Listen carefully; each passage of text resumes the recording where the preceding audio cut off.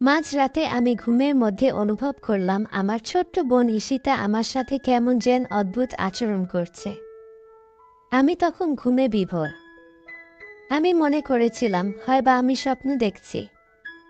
একটু পর তার এই অদ্ভুত আচরণের কারণে আমার ঘুম ভেঙে যায়।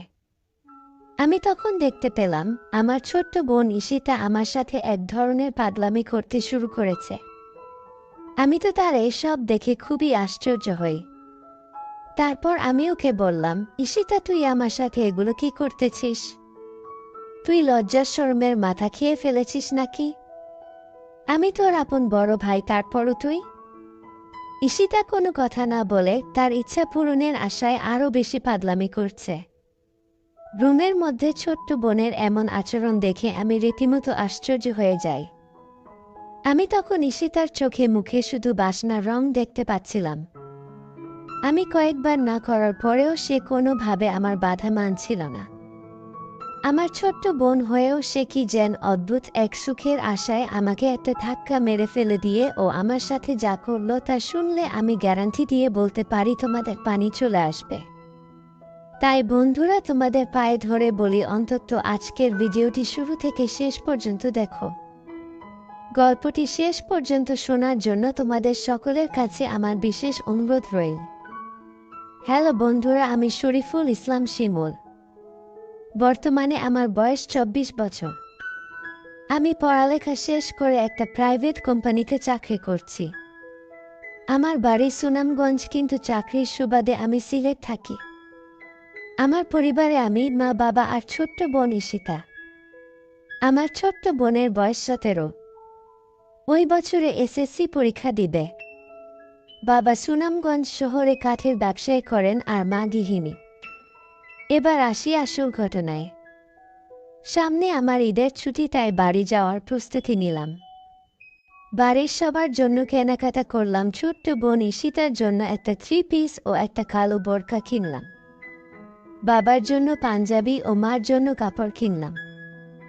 সবার জন্য কেনাকাটা করে আমার অনেক খুশি লাগছিল।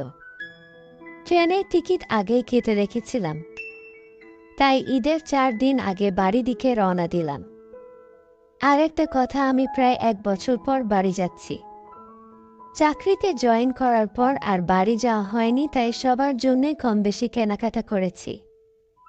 বিশেষ করে আমার আদরের ছোট্ট বোন ঈশিতার জন্য।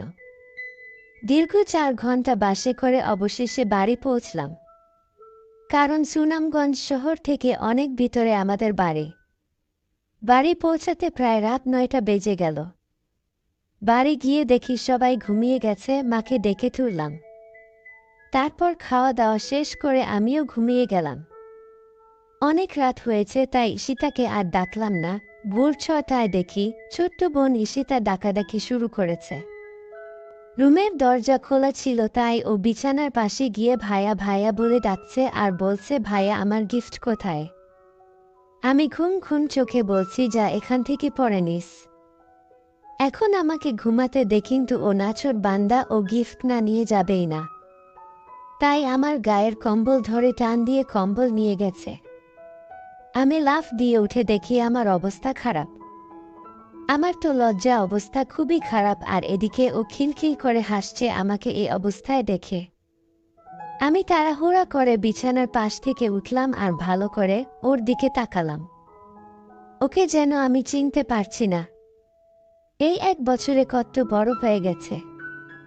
একেবারে অচেনা লাগছে। তার রূপ আর সৌন্দর্য যেন উপচে পড়ছে। আমি এতদিন পর আমার আদরের ছোট্ট বোনকে দেখছি। যেন আসমান থেকে নেমে এসেছে অচেনা এক পরী। আমার ঘরে এসেছে। শেষমেশ ঈশিতার ডাকে আমার ধ্যান ভাঙল। ঈশিতা বলল, এই ভাইয়া, কি দেখছিস এভাবে তাকিয়ে? মনে হচ্ছে এর আগে কোনো দিন আমাকে দেখিসনি। আমি বললাম, ও হ্যাঁ, আসলে তুই তো খুব বড় হয়ে গেছিস, আমি তোকে তো চিনতেই পারছি না। ঈশিতা বলল, ভাইয়া, তুই আমাকে পরে মন ভরে দেখিস। আগে আমার জন্য কি এনেছিস তা আমাকে দে। আমি বললাম, আচ্ছা দিচ্ছি, দাঁড়া। এই বলে আলমারি থেকে ওর 3 পিস আর কালো বোরকা ওকে দিলাম। ঈশিতা তো খুব খুশি। খুশিতে আমাকে এক আশ্চর্যভাবে ধরল। ওর এই আশ্চর্যভাবে ধরাতে আমার অবস্থা কিছু খারাপ হতে লাগল। একটু পরে বাথরুমে গিয়ে ফ্রেশ হলাম। বাথরুম থেকে বের হয়ে সকালে নাস্তা করলাম। নাস্তা করে রুমে বসে মোবাইলে গেম খেলছিলাম। এমন সময় ঈশিতা এসে বলল, ভাইয়া ঈদে আমাকে নিয়ে সুনামগঞ্জ চা বাগানে ঘুরতে যেতে হবে। আমি বললাম, ঠিক আছে যাব। তারপর ঈদের আগের 2 দিন আমরা ভাই বোন মিলে অনেক জায়গা ঘোরাঘুরি করলাম। ঈদের দিনও আমরা ভাই বোন মিলে ঘুরতে বের হলাম। ঈশিতা বলল, অনেক দিন হয় জাফলং যাওয়া হয়নি, চল আমরা জাফলং ঘুরতে যাই। আমি বললাম, জাফলং তো অনেক দূর, আমরা কিন্তু একদিনে ফিরে আসতে পারবো না। ঈশিতা বলল, আমি এত কিছু জানি না, আমাকে নিয়ে যেতেই হবে। কিভাবে নিয়ে যাবে আমি জানি না, দরকার হলে ওখানে হোটেলে 1 রাত থাকব, তারপরও যাব। আমরা তো আপন ভাই বোন, প্লিজ ভাইয়া তুমি না করো না। আমি বললাম, আচ্ছা মাকে বল যদি যেতে দেয় তাহলে যাব। আমার ছোট্ট বোন ঈশিতা খুবই চালাক, সে কিভাবে যেন মাকে রাজি করিয়ে ফেলল। তারপরের দিন আমরা 2 ভাই বোন মিলে বেরিয়ে পড়লাম জাফলং এর উদ্দেশ্যে। যেতে যেতে দুপুর হয়ে গেল। ওখানে গিয়ে আগে থাকার ব্যবস্থা করতে হবে। যেহেতু গিয়ে ওখান থেকে দিনে দিনে আসা যাবে না, তাই আমরা দুজনে মিলে হোটেল খুঁজতে লাগলাম। ঈদের পরে হওয়ায় হোটেল খুঁজে পাওয়া যাচ্ছিল না। অনেক খোঁজাখুঁজি করে অবশেষে ছোট্ট একটা রুম পেলাম, তাও সিঙ্গল। কি আর করা, ঈদের ছুটিতে সবাই ঘুরতে এসেছে, তাই সব বুকিং। এজন্য সিঙ্গল রুমই নিলাম। তারপর ব্যাগ গুছিয়ে কিছুক্ষণ বিশ্রাম নিয়ে বের হলাম ঘুরতে। ঈশিতা এমন পোশাক পরেছে যা দেখে বুড়ো থেকে জোয়ান পোলাপান সবাই শুধু ওর দিকে ভে করে তাকিয়ে থাকে। আমার অনেক রাগ হচ্ছে, কিন্তু কাউকে কিছু বলতেও পারছি না। এর মধ্যে এক ছেলে আর এক ছেলেকে বলছে, দেখরে ওই পাগলে একটা জিনিস পাইছে। আরেক ছেলে বলল, বন্ধু ওই মদনের কপালটা খুব ভালো। এই শুনে আমি রেগে ওদের কাছে যেতে চাইলে ঈশিতা আমাকে বাধা দিল। তারপর আমরা ভাই বোন অনেক মজা করে ঘুরলাম। সারাদিন ঘুরে হোটেলে ফিরলাম সন্ধ্যায়। তারপর আমরা ভাই বোন মিলে রুমে গিয়ে ফ্রেশ হয়ে আবার হাঁটতে বের হলাম। আমাদের সাথে পাশের রুমে নতুন বিবাহিত স্বামী স্ত্রী জুটি বের হল। তারা আমাদের ডাক দিয়ে বলল, আপনারাও কি হাঁটতে বের হচ্ছেন? ঈশিতা বলল, হ্যাঁ। আপনারাও কি হাঁটতে বের হলেন? ওনারা বলল, হ্যাঁ। আমরা বের হলাম। ছেলেটা বলল, চলুন না, আমরা একসাথে হাঁটি। এলাকাটা পরিচিত না, তাই লোক বেশি হলে ভয় লাগবে না। আমরাও রাজি হলাম। তারপর গল্প করতে করতে তাদের সাথে পরিচিত হলাম। ছেলেটার নাম হলো রাকিব, আর মেয়েটার নাম পায়েল। হঠাৎ করে পায়েল বলে উঠল, আপনাদের না দুজনের খুবই মানিয়েছে। মেয়েটির কথা শুনে আমি ভ্যাবাচ্চাকা খেয়ে গেলাম। তখন কি বলবো বুঝতে পারছি না। তখন ঈশিতা বলল, আপনাদেরও খুব মানিয়েছে। কয় মাস হয়েছে আপনাদের বিয়ে হয়েছে? তখন রাকিব বলল, 2 মাস। তারপর সিয়াম বলল, আপনাদের কতদিন হল বিয়ে হয়েছে? আমি কিছু বলতে যাব, ঠিক তখনই ছোট্ট বোন ঈশিতা বলে উঠল, এই তো কিছুদিন। আমার যেন আকাশ ভেঙে মাথায় পড়ল। আমার বোন এসব কি বলছে? তখন রাকিব বলল, তাহলে তো আপনারা একদম পারফেক্ট সময়ে হানিমুনে এসেছেন। কিন্তু আমাদের একটু দেরি হয়ে গেল। আসলে অফিস থেকে ছুটি ম্যানেজ করতে করতে 3 মাস পেরিয়ে গেল। তারপরে পায়েল বলল, শুরু করল, আপনাদের কি প্রেমের বিয়ে, না অ্যারেঞ্জ ম্যারেজ? ঈশিতা বলল, প্রেমের বিয়ে। এদিকে আমার রাগে কাজ বলছে, ঈশিতা কেন মিথ্যা কথা বলছে? ঈশিতা কেনই বা ওদের সাথে এত নাটক করছে? হাঁটতে হাঁটতে রাত 9টা বেজে গেল।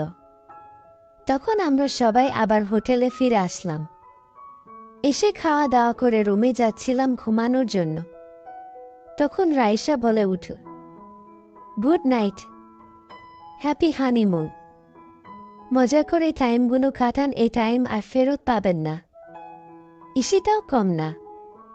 সে বলে উঠল, আপনারাও মজা করুন, আমরা তো আজ রাতভর মজাতেই থাকব।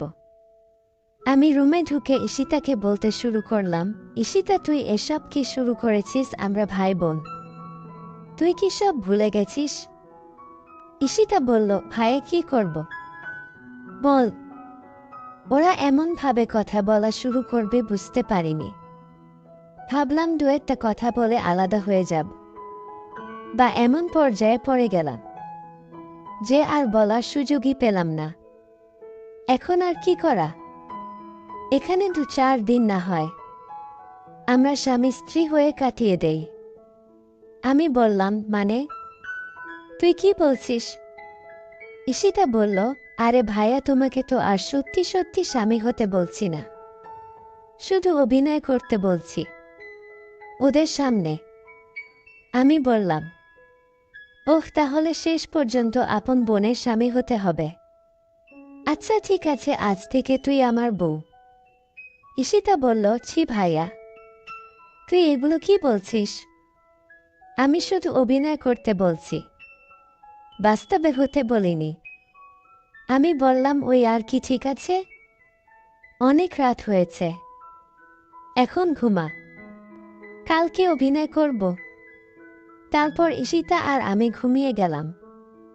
মাঝরাতে ঘুমের মধ্যে আমি অনুভব করলাম আমার ছোট্ট বোন ঈশিতা আমার সাথে কেমন জানি আশ্চর্য আচরণ করছে। তখন আমি গভীর ঘুমে। আমি মনে করেছিলাম হয়বা আমি স্বপ্ন দেখছি। একটু পরে তার ওই আচরণের কারণে আমার ঘুম ভেঙে যায়। তখন আমি দেখতে পেলাম আমার ছোট্ট বোন আমার সাথে এক ধরনের পাগলামি করতে শুরু করেছে। আমি তার এইসব দেখে খুবই অবাক হলাম। তারপর আমি তাকে বললাম, ঈশিতা, তুই আমার সাথে এসব কি করতেছিস? তুই কি লজ্জার শরমের মাথা খেয়ে ফেলেছিস নাকি? বন্ধুরা, ভিডিও মাঝখানে একটা কথা বলতে চাই। আমি তোমাদের আনন্দ দেওয়ার জন্য খুব কষ্ট করে ভিডিও বানাই, তাই তোমাদের কাছে অনুরোধ থাকবে অবশ্যই এই ভিডিওটি দেখে একটি লাইক করবে এবং সামিয়া ব্লগ চ্যানেলটি সাবস্ক্রাইব করে পাশে থাকবেন। আমি তোর আপন বড় ভাই। এরপরেও আমি লক্ষ্য করলাম আমার ছোট্ট বোন ঈশিতা কি যেন এক ইচ্ছা পূরণের আশায় আরও বেশি পাগলামি করছে। রুমের মধ্যে ছোট্ট বোনের এমন আচরণ দেখে আমি রীতিমতো হতবাক হয়ে গেলাম। তখন আমার ছোট্ট বোনের চোখে মুখে শুধু বাসনার রং দেখতে পেয়েছিলাম। আমি কয়েকবার না করার পরেও সে কোনোভাবে আমার বাধা মানছিল না। আমার ছোট্ট বোন হওয়ার পরেও সে কি যেন এক বিশেষ সুখের আশায় আমাকে একটা ধাক্কা মেরে ফেলে দিল। তারপর সে যেন একেবারে পাগল, মানে একেবারে উন্মাদ হয়ে গেল। আমার ছোট্ট বোনের যে এটা কৌশল তা আমি জানতাম।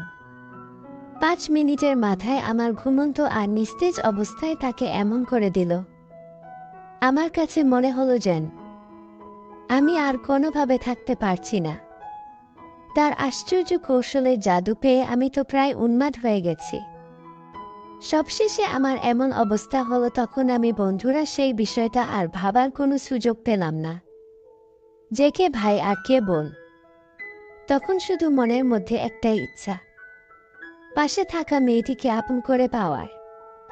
কিন্তু মেয়েটি যে আমার আপন বোন তা আমার মাথায় নেই। এই সময় বন্ধুরা এমন অবস্থা হয়, তখন কোনো কিছু বোঝার অবস্থা থাকে না। আমারও ঠিক সেই রকমই হয়েছিল। আমার কাছে মনে হয়েছিল যেন আমি মোমো আর আমার পাশে যেন আগুন জ্বালিয়ে রাখা হয়েছে। সেই আগুনের তাপে আমার সবকিছু গলে ছিন্ন ভিন্ন হয়ে যাচ্ছে। বারবার কেঁপে উঠছে আমার গা। আমিও তখন অজানা কোনো সুখের আশায় আমার ছোট্ট বোনের সাথে তাল দিতে শুরু করলাম। সে আমার তাল পেয়ে মনে করলো তার হাতে স্বর্গ এসে ধরা দিয়েছে। তখন আমি সিদ্ধান্তে নিলাম যা হবার হবে। এখন যে কঠিন সময় আমার কাছে এসেছে তার মোকাবেলা আমাকে করতে হবে। ছোট্ট বোনের কাছে কোনো কিছুতেই আমাকে পরাজিত হতে দেওয়া যাবে না। তারপর আমি চরমভাবে নেমে গেলাম। যদিও আমার ছোট্ট বোন আমার থেকে 6 বছরের ছোট্ট। প্রথম প্রথম আমি ভাবছি হয়তো সে আমার সাথে কুলিয়ে উঠতে পারবে না। তারপর আমি যা দেখলাম তাতে তো আমি পুরোই আশ্চর্য। প্রায় 1 থেকে 1.5 ঘন্টা একনাগাড়ে প্রদর্শন করার ফলেও সে বিন্দু পরিমাণ ক্লান্ত হয় নাই। প্রায় 1 থেকে 1.5 ঘন্টা পর কোনো এক রূপকথার রাজ্য থেকে মনে হল আমরা পৃথিবীতে ফিরে এসেছিলাম। বন্ধুরা, তারপরেও সেখানে আরও 1 দিন থেকেছিলাম। আর সেই একদিনেও আমার ছোট্ট বোনের সাথে আমার এইরকমই হয়েছিল। বন্ধুরা, ঘটনাটি আমার অতীতের একটি অপ্রত্যাশিত ঘটনা, যা হয়তো তোমাদের বিশ্বাস হবে না। তারপরেও এটাই সত্যি। বন্ধুরা, এই পৃথিবীতে হয়তো এরকম কিছু ঘটনা ঘটে যা কখনো বিশ্বাসের অযোগ্য বলে মনে হয়। তারপরেও ওইসব ঘটনা বাস্তব। আমার ক্ষেত্রেও ঠিক তেমনি হয়েছিল। সবশেষে আমি তোমাদেরকে বলবো, বন্ধুরা, যখন কোনো ছেলে অথবা মেয়ে সাবালক হয়, তখন প্রত্যেকটা মানুষ মানে ভাই হোক, বোন হোক, অথবা বাবা বা অন্য যে কেউ হোক না কেন, তাদের সকলের শালীনতার থাকা প্রয়োজন। একসাথে বসবাস করা, একসাথে থাকা, সব কিছু থেকে পৃথক থাকাই উচিত। এতে করে মানুষের ইচ্ছা কম থাকবে। তাহলে হয়তো এরকম ধরনের নিষিদ্ধ দুর্ঘটনা আমাদের সমাজে কম হবে। আর সবচেয়ে বড় কথা হচ্ছে, আমাদের সমাজে যে সমস্ত লোকেদের এরকম ধরনের মন মানসিকতা, তাদের প্রত্যেকেরই চরিত্রটা সংস্কার করা প্রয়োজন। বন্ধুরা, আজকে এই পর্যন্তই। আবারও আসুক তোমাদের মধ্যে নতুন কোনো গল্প নিয়ে। গল্পটি যদি তোমাদের ভালো লাগে তাহলে একটি লাইক দাও। প্রতিদিন রাতে আমি তোমাদেরকে এরকম মজার মজার নতুন গল্প উপহার দেব। তাই তোমাদের বিশেষ অনুরোধ করে বলছি, তোমরা যদি এরকম ধরনের মজার গল্প পেতে চাও, তাহলে দয়া করে আমার পায়েল ব্লগ চ্যানেলটি সাবস্ক্রাইব করো। অবশেষে তোমাদের সবার সুস্বাস্থ্য কামনা করি। ভিডিওটি দেখার জন্য তোমাদের সকলকে অসংখ্য ধন্যবাদ।